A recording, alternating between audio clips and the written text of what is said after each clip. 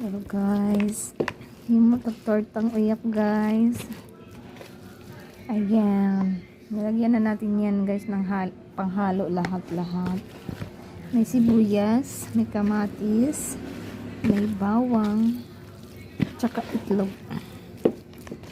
Gawa tayo ng tortang alamang.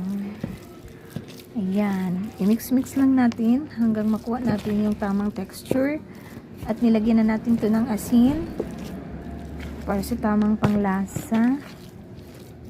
At pagkahalu-haluin natin, ilagyan na din natin ng sibuyas. Ayan. Kompleto na po yung ingrediente natin dyan nakalagay. Halu-haluin lang natin. At hanggang sa makuha natin yung texture. At saka na natin siya ipiprito guys. Ayan.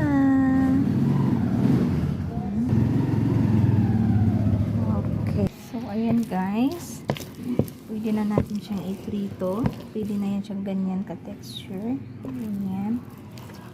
Pwede na natin siya iprito guys. So hindi siya masyadong basa. Saka hindi din masyadong tuyo. Ayan. So, yan. Abangan natin ang pagluluto guys. Pag maluto na, okay? Ayan. Ayan na guys. Naluto na po yung ating tortang alamang. Ayan. So, ganyan lang kalaki-laki guys. Kasi kami lang naman ang kakain.